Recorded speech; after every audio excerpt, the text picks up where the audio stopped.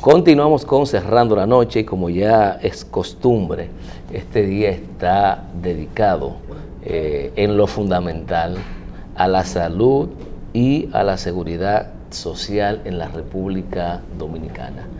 Y para el desarrollo de este tema, pues le damos la bienvenida a Fausto Pérez y Espinosa. Buenas noches, Fausto. Muy buenas noches, Junior. Buenas noches, Giovanni. Buenas noches, amigos televidentes. Como todas las noches, nosotros deseamos llevar a la población dominicana información oportuna y precisa respecto de la seguridad social y la salud.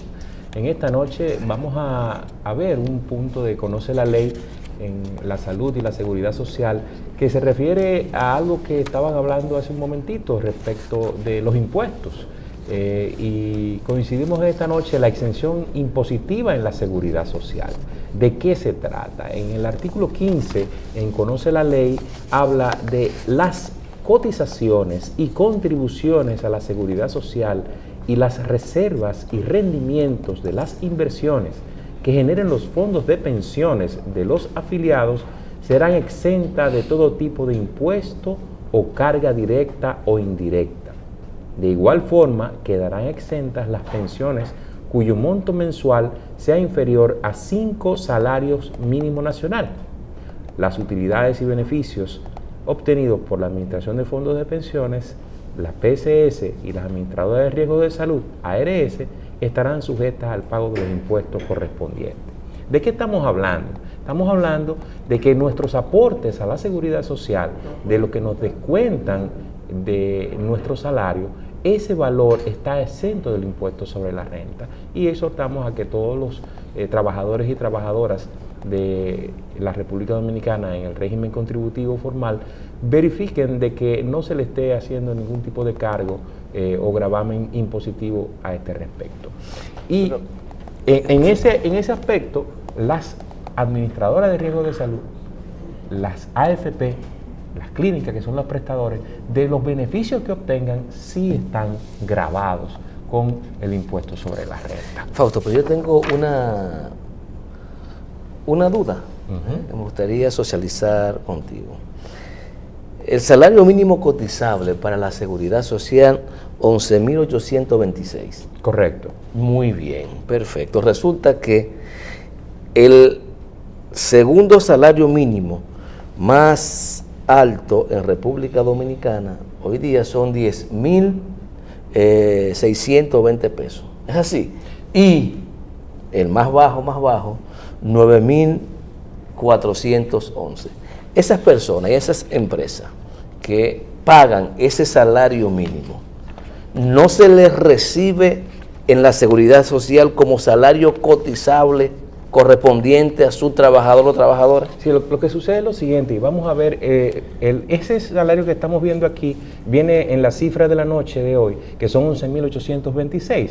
La Tesorería de la Seguridad Social generó un aviso diciéndole a toda la población, y vamos a ver el aviso más adelante, que se va a aumentar a partir de noviembre a ese salario. ¿Qué es el salario cotizable a la seguridad social? No es más que el promedio de todos los salarios mínimos nacionales, y se hace una media ponderada de cuál es el salario de referencia para la seguridad social. Pero no necesariamente es lo que una empresa reporta, porque si usted tiene un trabajador en horario parcial, si usted tiene un trabajador que va en distintos momentos, sí puede especificar dentro de la Tesorería de la Seguridad Social que ese trabajador es de trabajo u horario parcial. Se pone como referencia el salario mínimo cotizable, no solamente para lo que se va a pagar, sino también para establecer los topes de cotización en la seguridad social. Si vemos el aviso... Pero supongamos, Fausto, ¿sí?, antes de pasar a invitar, que no es un trabajador que va a prestar un servicio por 6 horas o por 4. Ese es su salario, 30 días de trabajo. Sí. Poniendo que se trabaja los 30 días, en el caso de los guachimanes, eso es lo que trabajan. Sí.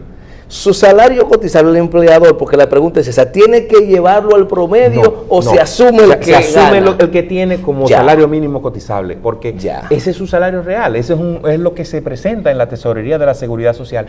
Y ese es uno de los elementos que tendrán en un momento determinado que abordarse en el sistema, porque puede prestarse a elusión, claro, como decíamos ahorita. Se puede prestar a que realmente el salario de ese señor son 15,000 pesos, y les reportan 10. Eso está más que dicho, pero hay que reforzar, por eso decimos la Tesorería de la Seguridad Social que emitió el aviso que a partir del mes de noviembre el tope de cotización como salario mínimo cotizable es de 11.826 y el tope va a variar en riesgos laborales va a ser 47.304, en seguro familiar de salud 118.260 y para pensiones que son 20 salarios mínimos cotizables estamos hablando de 236.520 pesos. Pero ¿en qué influye todo esto? ¿Por qué traemos estas informaciones hoy? Porque sobre la base del salario mínimo cotizable se hacen muchos trabajos.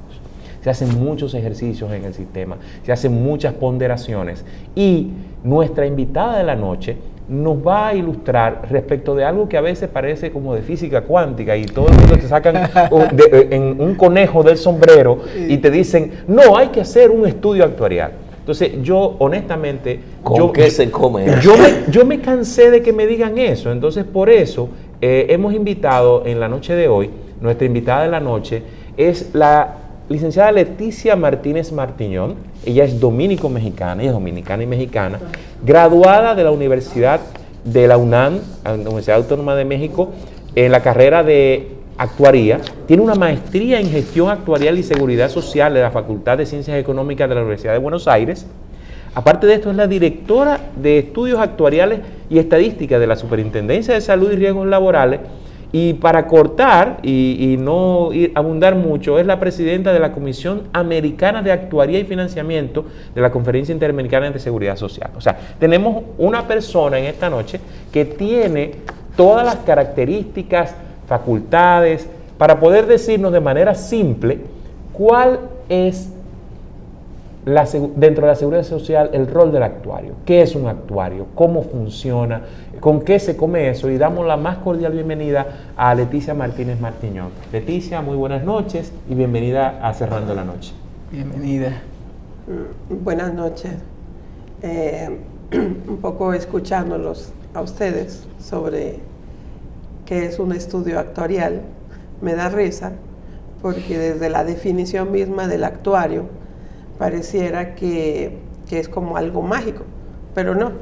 El actuario es un profesional que utiliza las herramientas matemáticas, las herramientas financieras y las herramientas estadísticas para poder modelar de cierta manera el impacto que generaría la ocurrencia de un hecho, de un riesgo que se asegura o el impacto económico de aquello que quisiéramos que nunca ocurriera, pero sin embargo ocurre y genera una descapitalización, por así decirlo, económica a aquel que le ocurre. Entonces, el actuario es aquel profesional que con bases técnicas, metodológicas y utilizando algo que es muy valorado, que son las estadísticas. De hecho, modela a partir de la misma información de la ocurrencia del hecho. No es que vaya a algo mágico y diga, ok, a partir de esto vamos a modelar y esto cuesta asegurar o esto cuesta el valor que tiene la ocurrencia de ese hecho. Entonces, a partir de ese estudio, pudiéramos decir que se establecen las primas o la media para establecer las tarifas. Dependiendo del tipo de seguro. Es decir, como bien saben, las tarifas o primas pues se basan en las diferentes ramas de los seguros. Hay seguros de no vida, un ejemplo son el seguro de automóviles, no vida, y los seguros de vida o personas, que es la parte que tiene que ver con el asegurar los seguros de vida, sobrevivencia, y de vida, muerte de una persona, o los seguros de salud, y lo otro más enfocado dentro de la seguridad social, que es la parte de pensiones, por cómo se establece no una prima, sino el monto del recaudo que nos ayudaría, el recaudo visto como el aporte que hace cada trabajador, que nos ayuda a poder garantizar, dependiendo el esquema de pensión que se tenga, una pensión mínima, por ejemplo. Es decir, que dentro de la función del actuario,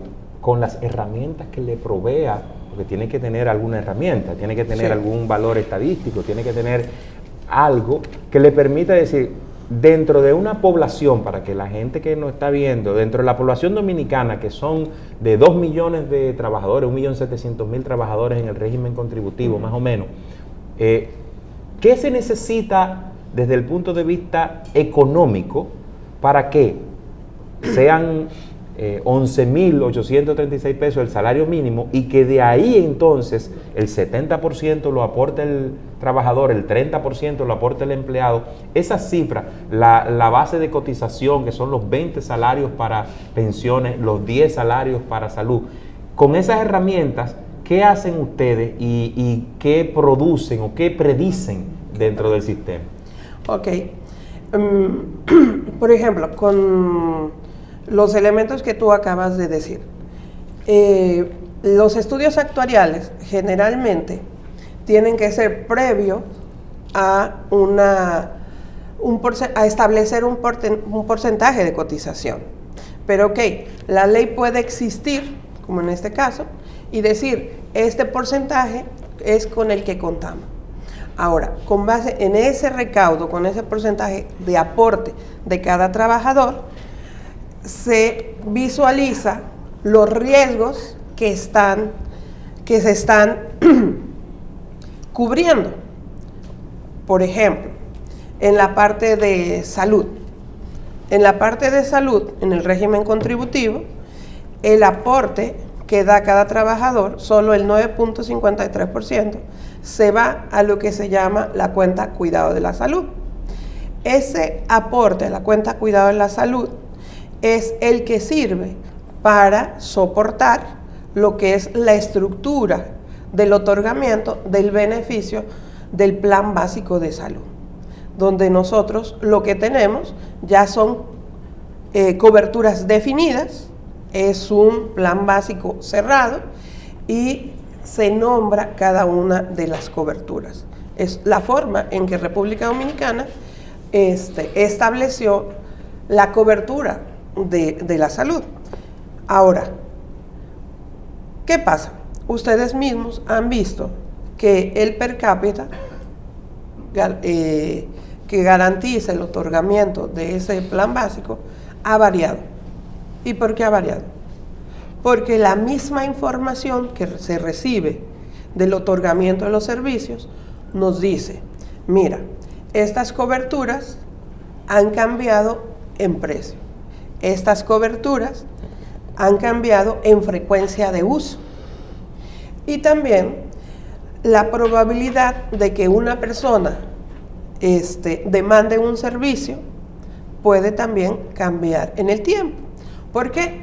Porque otro de los elementos es el perfil epidemiológico del país y también la estructura poblacional que nos lleva a decir, entre más joven es una población, hay elementos de cobertura en salud enfocados diferenciales que pueden tener un costo diferente a aquellas personas en donde la edad es mayor y por lo tanto ya la estructura de esa población nos lleva a otra demanda de servicios y a otra estructura en términos económicos. Entonces, toda esa información lo que sirve es, ok, con toda esta información, con esta estructura poblacional, con esta composición, ¿cuánto nos costaría dar el plan básico de salud? También se toma en cuenta otro elemento, las prestadoras de servicios de salud, como las ARS hacen la negociación con las prestadoras de servicios de salud y los diferentes esquemas de contratación. Puede ser por servicio, puede ser por paquetes o puede ser cualquier otro elemento que le ayude al ARS a administrar el riesgo en salud. Entonces, no solamente es la parte financiera, sino también es la ocurrencia, la demanda, la recurrencia, es decir, yo demando un servicio, pero esa cobertura que yo estoy demandando en el tiempo puede ser no solamente una vez. Y entonces eso es lo que llamamos recurrencia. ¿Puede ocurrir esto en el caso parecido a los accidentes automovilísticos, que a medida que más accidentes tiene, la prima es más alta? En el caso de las personas, mientras más van al médico, ¿esto puede ocasionar un pago adicional? ¿Un pago adicional dentro de la seguridad social? Sí. No. El esquema que les acabo de comentar, por ejemplo, es el esquema de un esquema solidario. Nosotros tenemos dentro de la seguridad social, no hay primas, para el caso de salud, no hay primas diferenciadas, no hay costo adicional. En los seguros privados, en cualquier tipo de seguro, por ejemplo en el caso de accidentes, en un seguro privado, depende, por ejemplo, las características de quien maneja el vehículo y de quien contrata, ¿sí? No es lo mismo, y el tipo de vehículo, por ejemplo. ¿Por qué? Porque también al hacer el análisis de la siniestralidad, podemos identificar quiénes son los que están chocando más, quiénes son los que están, de cierta manera, involucrados en un accidente de tránsito. Y eso nos lleva a una tipología. También el tipo de vehículo, porque dependiendo del tipo de vehículo, pues también puede ser mayor el daño hacia la persona. Entonces ahí ya las primas comerciales sí, pues son diferenciales. Y ahora que estamos hablando de una obligada revisión integral a la ley 8701 de Seguridad Social de la República Dominicana, imagino que están abocados a hacer el debido estudio actuarial. Y esto nos va a decir si en el caso de salud se necesita aumentar el monto de la cotización, si en el caso de pensiones, ya que usted abordó un elemento importante, no habló de pensión digna, sino de pensión mínima. Y eso es importante al momento de hablar del tema. Pero además, a lo mejor ese estudio actuarial recomienda que en el caso de riesgos laborales, que parece que la siniestralidad no es tan alta y hay un buen fondo, a lo mejor implica una disminución de la aportación. ¿Por dónde andamos? Bueno, por ejemplo, en los diferentes modelos, salud, riesgos laborales y pensiones, porque riesgos laborales es un híbrido, es servicios de salud y también te genera pensión o pagos únicos. La discapacidad. Un tipo de discapacidad. Por ejemplo, en riesgos laborales, también nosotros evaluamos, hacemos lo que es la evaluación actuarial. ¿Qué significa eso? Lo que usted acaba de decir. Nosotros tenemos un fondo. Ese fondo tiene que ser, de cierta manera, evaluado a raíz de las obligaciones que ya tiene la ARL, en este caso, o el seguro de riesgos laborales. Pero adicional, no solamente, y es otro tema que me gustaría que se visualizara, no solamente es la obligación actual, que es la que está, de cierta manera, respaldada por el fondo, sino también las obligaciones futuras. ¿Por qué? Porque un trabajador, el que ya está discapacitado, el que ya está demandando un beneficio económico, ya tiene que ser visto como una previsión. Es decir, yo ya lo tengo discapacitado. Ya esta persona está demandando una pensión, y si es una pensión para toda la vida, esa pensión tiene que estar evaluado.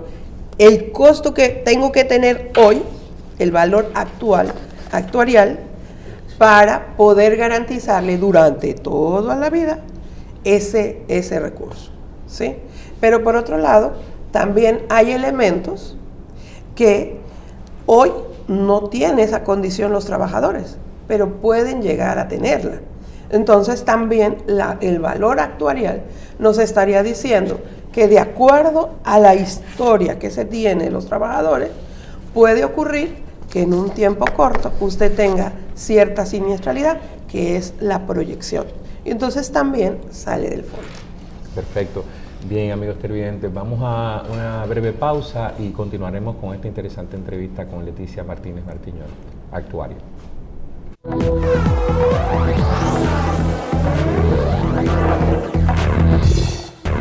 Muy buenas noches, amigos televidentes. Vamos a continuar esta interesante entrevista con Leticia Martínez. Y conversábamos en pausa, no todo el mundo se enferma al mismo tiempo. Es decir, ¿por qué un actuario estima un valor? ¿Por qué se estima una tasa? Porque no todo el mundo se enferma al mismo tiempo, no todos demandamos los servicios, es lo que le llaman frecuencia. Todas las veces que vamos al médico, las veces que visitamos una farmacia, que vamos a una emergencia. Entonces, quisiéramos que nos explique, Leticia, el tema frecuencia, el tema uso, el tema enfermedad en el Seguro Familiar de Salud, ¿qué impacto tiene este proceso en la determinación o la definición de los precios, de las tarifas, de lo que la gente le duele los días 15 y los días 30, de lo que el empresario se queja, lo que dicen las ARS de su siniestralidad? ¿Cómo eso funciona de manera cotidiana para la población? Ok. Bueno, mire, por ejemplo, hoy en día, por cada uno de las personas que están en el régimen contributivo, se paga mes a mes 914.76 pesos por persona. ¿Se le paga a quién? A la ARS. Ok. ¿Ok? Y entonces, mucha gente dirá, con 914.76 que pagan por mí, yo puedo demandar un servicio que valga más de un millón de pesos, obviamente con un copago de por medio. Porque hoy la Seguridad Social puede pagar por usted 1 millón si lo que se está aportando son 914.76. Pues eso es porque hay personas que nunca demandan servicio, hay personas que están de cierta manera subsidiando ese millón de pesos con mis 914.76, ¿sí? Entonces, ese valor que yo no utilizo se llama una frecuencia cero. Otra persona puede utilizar los servicios y entonces es una frecuencia de utilización del servicio que lleva un costo. ¿Ok?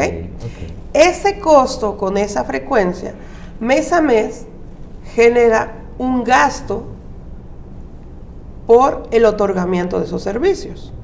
¿Sí?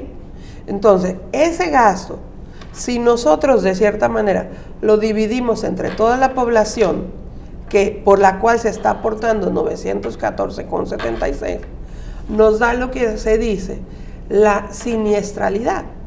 Si tuviéramos una siniestralidad, si todos demandáramos servicios, fuera deficitario, tuvieran quebrado. Exacto. Escúchame, ya te entendí. Entonces, es como los bancos, es decir, tú le llevas. Si todos sacan al mismo tiempo, al mismo tiempo quiebra, exactamente. Pero es importante porque también ahí caemos en la materialización del principio de solidaridad. Es correcto. Lo que yo no uso está disponible para que otro que sí lo requiere y tiene necesidad, pues pueda usarlo.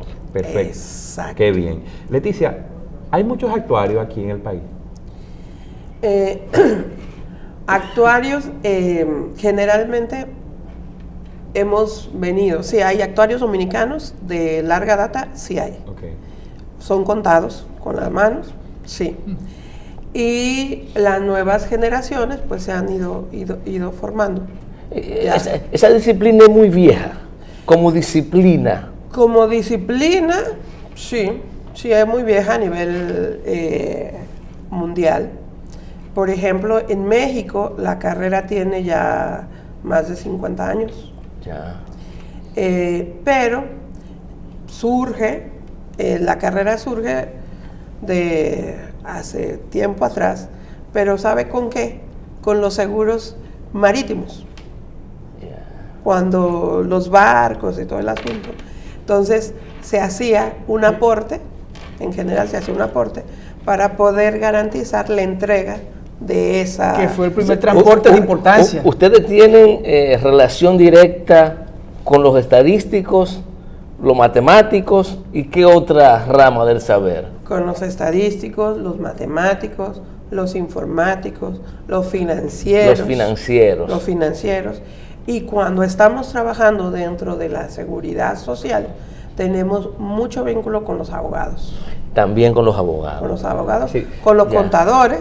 Y dígame algo, porque es un tema que al país le interesa. Ya vimos la interrelación con las diferentes disciplinas.